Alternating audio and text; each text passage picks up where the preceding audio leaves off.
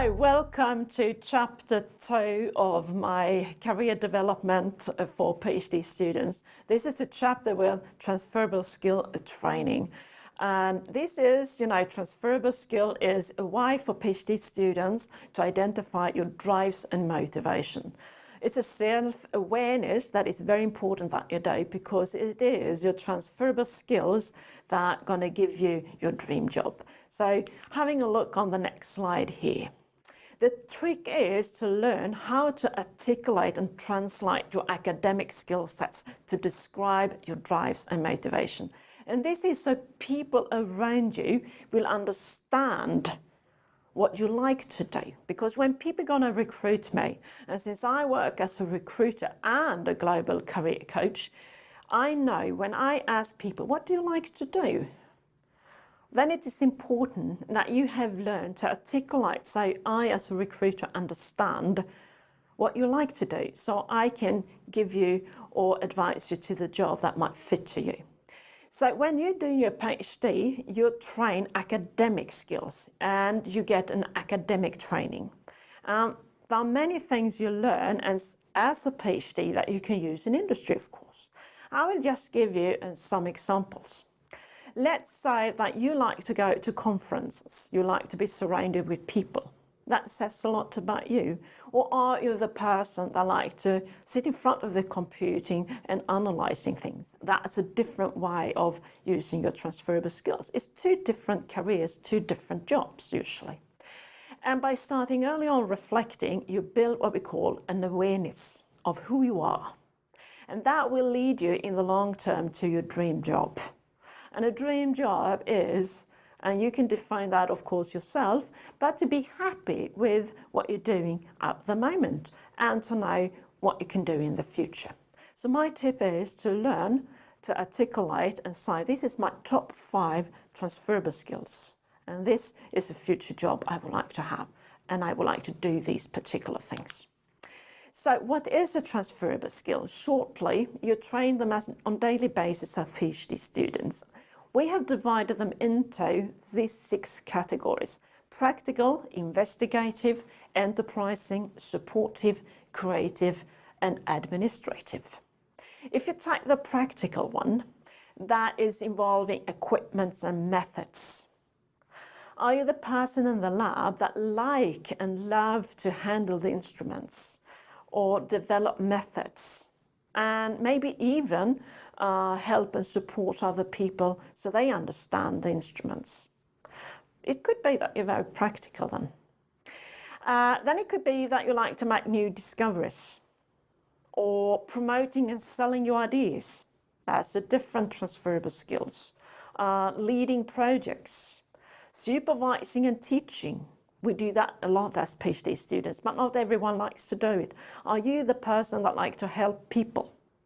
Or maybe you like to write blogs.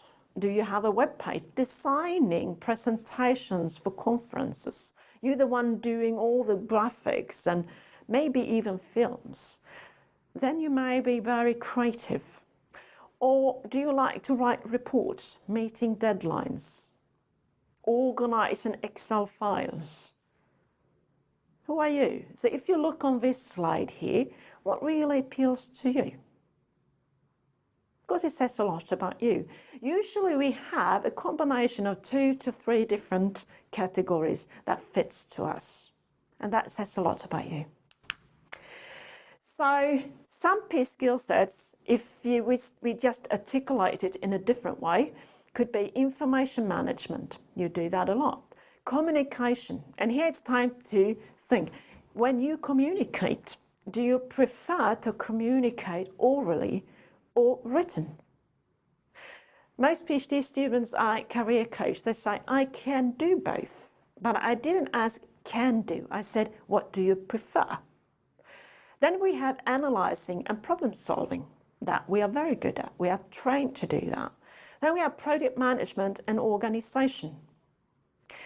Program or project management is a fantastic transferable skill for PhD students. We are trying to do that.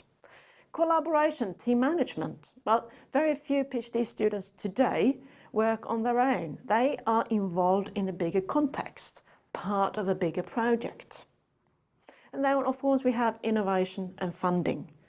You probably have written a lot of traveling grants or even fundraising, supported your supervisor, or even written your own applications for funding.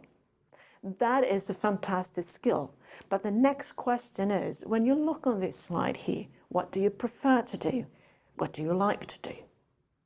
That is transferable skill training and a way for you to identify your drives and motivation. An example of a job, why it is so important that you do identify your drives. Application specialist is a job that is very often overseen by PhD students. Synonyms to that could be field support scientist or application specialist, technical support specialist. Typical transferable skills for this kind of job is supervising.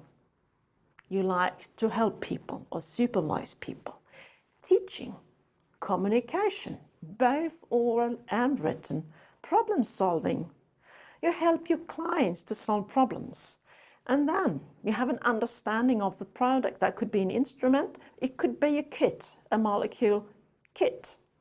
And who could do that better than you as a PhD student? Because you used all the instruments, you have used the kits, and you can even compare from different companies. So it's a perfect job. And in the end, it will move you to business. So if you're sitting there dreaming of a career in business, you have decided you don't want to perform an academic career, you want to go from academia to industry, this is a perfect job if you want to go to business. That was just one example of a great job title for you, but there are many, many more. So training your transferable skills, that's one step. In the next chapter, we're going to talk about self-assessment and the importance of your personality. Thank you for listening.